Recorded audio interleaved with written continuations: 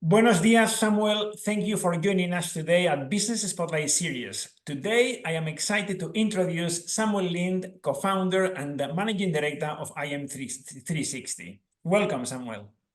Thank you very much for having me, Javier. ¿Cómo estás? Muy bien. Brilliant. Okay, well, Samuel, what Samuel does, the mission of IM360 is to defend the Earth from energy and carbon waste. Samuel, I am very excited to know a bit more what you do and for how long you've been doing it. Yeah, certainly. So you've hit the nail on the head. IEM360, we're an organization that's trying to help businesses unlock the competitive advantage that you can gain from transitioning to net zero. So the key one is a reduction in your energy consumption leads to a reduction in your overall costs. And we know, typically outside of business rents or maybe fleet costs, energy is certainly in the top three. We've been on this journey now for 2 years. We were very fortunate within our first year, we won a government grant to sort of create the proposition and the idea. So we spent the first year testing it. And last year, we fully went to market, and it's been a very successful ride so far. Brilliant. And Samuel, how do you end up doing this? So I fell into it purely by chance. So, I've got a bit of a classic story, which is I went to university, I studied theatre and performance. I then wanted to become an actor, but didn't have a spare £15,000 to go to theatre school. So moved back home, and I took a job working for a company called Utility Wise PLC. And I fell in love with the energy industry. As a market, it provides so many challenges for businesses to overcome, but by overcoming them, they can become so much more resilient and stronger. So I was very fortunate. I started on the phones and I worked my way up, and sort of through my journey, even to this stage now, I've always worked along sort of my co-founder, Christopher Charlton, and sort of our other business partner, Paul Fleckenstein. So they've been there helping me with my journey, supporting me to sort of create what IM360 is today, which is, our way to challenge what we see as an outdated supply chain within the energy industry. Brilliant. That's great to hear how you ended up there. And can you tell us some of the challenges you've come across in building the business? Yeah, I don't mind telling you that. We've had quite a few. So we started the organization in 2019. So as you can imagine, one of the first challenges we faced was COVID, Yes. which made things very difficult. Not being able to travel, as an organization that was promoting energy savings and the reduction in energy. Of course, what we saw through COVID is not many businesses were open, not many businesses were trading, and the wholesale cost of energy plummeted quite spectacularly. So that meant a lot of the organizations that we were working with, they wanted to put it off. So like, the cost of energy being so relatively cheap compared to what it was, there's no need for me to reduce. So we went from obviously that being a problem to the completely other side of the spectrum, which is unfortunately following, the conflict in Ukraine. We entered into a global energy crisis, didn't we? Where everybody saw their prices increase by circa 300%. And that was a problem for us for sort of two reasons. One, we entered market conditions where it was going to be a little bit more difficult for us to trade because suppliers that we worked with and companies that we worked with didn't have the capital to go ahead. And then secondly, it was a case of, decision fatigue for customers. They just, were unable in a position to make decisions. But we were able to overcome that challenge, via our subscription energy model, whereas, we're able to provide companies with a guaranteed 25% share of savings. Wow. Okay, very impressive. Did COP26 help you in any way? COP26 is an interesting one because when you look at the arena that we're in terms of sort of energy reduction, you get two very distinctive schools of thought. So you get the people that are in it because they want to help the environment and reduce the potential negative impacts that we see. And then you get the people that are in it purely just for a financial basis. So it's good for us because it means we can market around it. We've got more socials, obviously, to promote on our digital resources. But for a lot of UK businesses, the main concern for them is not how we're competing on a global scale, but what they can do to become cleaner, better, more sustainable, and save more money. Yeah. Well, both go together, right? I mean, if helping to save the planet saves you money, that's a double whammy, isn't it? I completely agree, and certainly that's pretty much how I've ended up on this journey where I am today. Because I've always been, very passionate on, trying to leave a better future for everybody. I was very fortunate that my partner Olivia blessed me with a daughter 2 years ago, and obviously since then, as you may know, or parents watching this may know, your perspective on life does change. It then becomes about them and what you want to leave the world. Yes. So we all want to breathe clean air, and sort of you could argue, we as the dominant species of the planet, we have a responsibility to everything else on planet Earth to leave it in a hospitable state, because we share it not just with other human beings, but with plant life and with animals as well. Yeah, definitely. Can you give us some examples of the type of savings with some of the clients you've been working with? Yes, I can. So what I will do is I will bring up an example here. So recently we've been working with a customer out of Lancashire called Foremost Furniture. So we started working with them because they, as a business, have to report on their they have to report on their emissions. Let me start again. They have to report on their Scope 3 emissions up to the people they produce the furniture for. So they're the bottom of the supply chain. They create furniture. They provide it to the outer tails and retail store that sell it. So they needed to update their LED lighting. And what had happened is they'd received sort of two offers. They had, one offer which they didn't know if it was right for them in terms of the lighting design and how it was formed. And they were unsure that maybe, it was a cheap option. It wasn't necessarily the best option. They were then given another option, which was an energy as a service option, where the company had said, well, look, if you come to us, then we will install your lighting for free, and you can just pay us a fixed fee for the next 25 years, increasing by 3% each year. No, those two models didn't really fit for the client, and sort of that's where we came in. So we conducted an LED survey on site, and we used a comprehensive turnkey solution so we do everything from design, installation, making sure the emergency lighting is up to compliance, and we do it all at an unbeatable price point. So what we were able to create was a remarkable 65% reduction in their power consumption, which gave them annual savings of £13,565 on their electricity expenditure. Now, because we're unlike traditional energy brokers, IEM360 subscription model operates without commission. So this basically means that we can pass the savings from the utility rates directly from the supplier straight to the customer.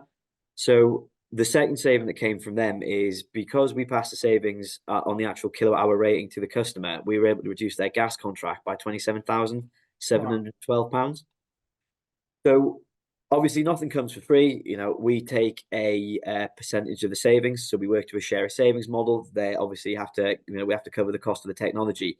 So overall, the customer was left with a annual saving of £16,093 per year, 65% reduction in power consumption, 220 fittings upgraded to state-of-the-art LED technology with a guaranteed 5-year warranty and an expectation lifespan of 15 years. And we also gave them a comprehensive carbon reduction plan with detailed breakdowns of their scope 1, 2, and 3 emissions, so that then they can obviously ensure they're doing the compliance they need within the supply chain of the people they provide of the retailers that they provide the furniture for.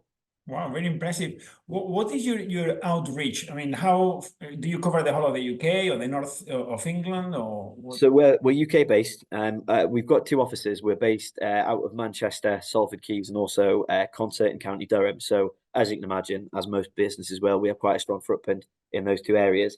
But we work all the way from Scotland right down. We've got quite a few projects ongoing in central London at the minute. So we cover the full width and breadth of the UK. What we do, because again, it would be a bit rich for us to say, well, we're doing projects in London, we're traveling all the way from the northeast. Because of our supply chain and because of how we work, we always make sure that we do it in the most sustainable way. So if we're conducting a project in London, we'll make sure we use our installers that are based in the London area. We'll make sure we use products from around the London area, because again, that reduces the overall carbon footprint of the project. Brilliant. And is there a minimum size project for it to make economical sense for you to get involved? Is there a minimum size? So originally, when we first started, we were targeted more towards the larger end of the spectrum, so the manufacturers, high consuming energy users. But then what we've done quite quickly is we've identified different product offerings to make sure we fit in and we can tailor it to everybody. Because a retail corner shop, for example, is not going to be using the same amount of manufacturing as a chemical manufacturer, but they still have systems that will be running non-stop, chillers, fridges. So all we've done is we've took what we've learned from the larger consumers to reduce our product offering to make it more applicable for SMEs. So we're very proud to say we work with businesses of all shapes and all sizes. Brilliant. That's excellent. That's good to hear. I may come back to you on that later on. Great. So tell me, what are the plans for the business, say in the next 5 years? What's your vision for your aspirations for the business? Yeah, so my co-founder Chris is very ambitious. So he set a goal where as an organization we want to try and obtain circa 5% margin share, 5% market share over the next 5 years. So it is a very, very ambitious aim, but we are confident we can achieve it, purely on the basis that the market segment in the UK is growing every year with more and more new businesses getting involved. Climate change, the green agenda, net zero is obviously a topic that's growing more and more and more again each and every year. And we're finding that just, naturally, whether it's via our website, inbound referrals from customers we work with, we are being approached by more and more and more people that are looking for help. And long term as a business, we're a family company. I've got a young family. Chris has got a young family, as does Paul, and we've all been very blessed in our journey, that we've worked with a lot of good people that have helped us get us to where we are now. So our overall ambition is we would like the company to get in a position where we could look to list it, or we could get it in a position where we'd be able to sell it with a viewpoint that everybody that's on this journey with us, they would obviously take something off the table as well. Because you build, what is it? You build the people because the people build the business. Yeah, very much so. Yes. Well, excellent. Very, very ambitious plans. I love it. So is there a changing slightly topic? Is there a book that you've read that that was a great book that you want? What was your favorite book or podcast? So I recently, the book that I was read most recently that's had an impact on me, and I'm going to feel really bad now because I totally can't remember the name, but it's written by a scientist who predominantly works with animals. So the book, it describes the animal kingdom, but through their senses. And the premise is basically that as human beings, we need to go outside of our filter bubbles and we need to move outside ourselves to understand things. Because, if you think, I've got a dog, Wilbur.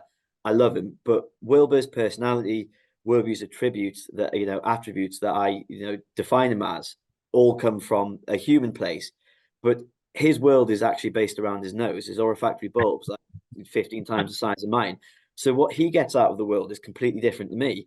So from reading this book, it's been a case of thinking, oh, well, actually, yes, what can I do? Like, what are we potentially doing as an organization that we think's really good, but actually it's not. How can we step outside of our filter bubble and our viewpoint to learn something new? Brilliant, excellent.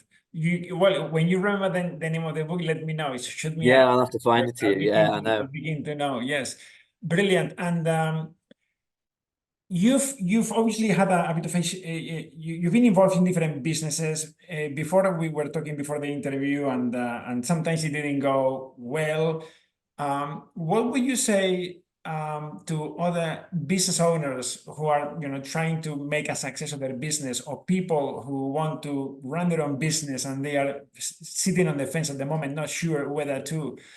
Have you got any piece of advice to the success and failures that you've had in your journey to be where you are today?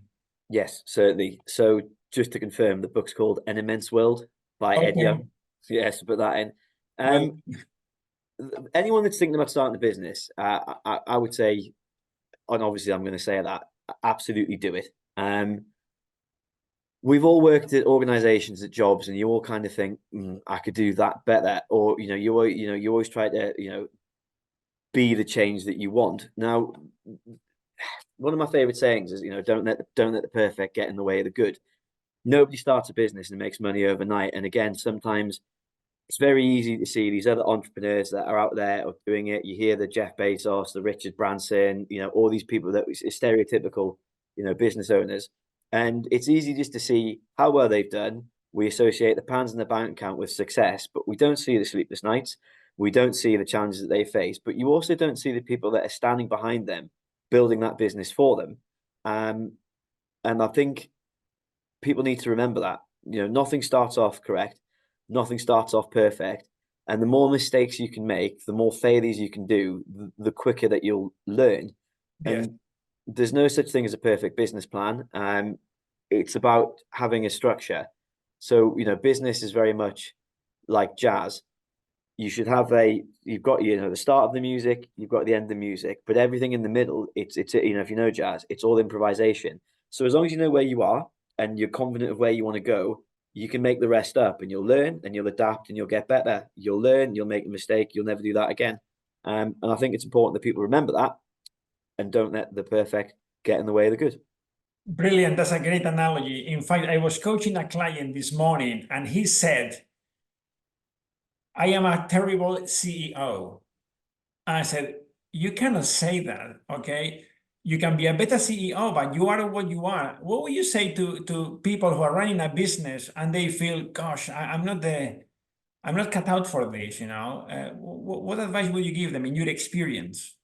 Yeah, I mean, I would give them advice that it's all about being an authentic leader. And if you're sitting there as a CEO, you're only really failing as a CEO if you're lying to your staff, or you're doing something that you know isn't in the best interest. It's you know, I'm trying to think of how to put it into words. As long as you're going to work and like you say you're being authentic and you're doing what you believe is right, then you can't be a terrible CEO. If you're, you know, if obviously people are, if you're paying people peanuts and they're asking for pay rises and you're saying, hey, there's no money in the company whilst you're driving to work in your Ferrari, you Yes. probably are a bad CEO. But then Yes. again, that's not necessarily true, because somebody out there might be. It depends how you define a CEO. That's the thing. I would say, look at what is important to you. Look at what values and look at what values you want within your business. Look at the proposition set that you're trying to do, and if you are doing everything you can and hitting that 100%, Yes. you're winning. Yeah, I love it. Actually, James Clear, in his book Atomic Habits, is one of my favorite books. He talks about becoming 1% better every day. So 1% is small, but every day is a lot, and it compounds. And with your comment you've made, I'm gonna put the two together and says, to be a great CEO, is the premise is be authentic to your values. Yep. Be authentic to your values and get better 1% every day. That's it. Exactly. Yeah, brilliant. That was fantastic, Samuel. What would you, just to wrap up, do you have any advice for your 18-year-old self? I always get told off for this. So I got asked this question many, many years ago, and my answer was the advice I'd give my 18-year-old self would always be have another pint, stay out an extra hour, because you know you're only young once, and you know the person who I was at 18 is not the person I am now. But you know I have nights I'll never remember with friends I'll never forget. But Yes. all of that has led me to one position. So as potentially arrogant as it sounds, I would tell him not to change anything. You know, in my heart of hearts, if I was to put, you know, my business head on, I'd say, oh my God, don't study drama. You know, go learn coding. You know, Yeah. study medicine. But then, you know, I wouldn't be where I am today. I wouldn't be doing something that I love. You know, with people Yes. who I'm very fortunate to work with. So be yourself, basically. Yeah, Brilliant. Excellent. Well, Samuel, it's been a real pleasure to have you join us today at Business Spotlight, and for sharing your experience, wisdom, and candor. Thank you so much. appreciate that. Thank you very much for having me.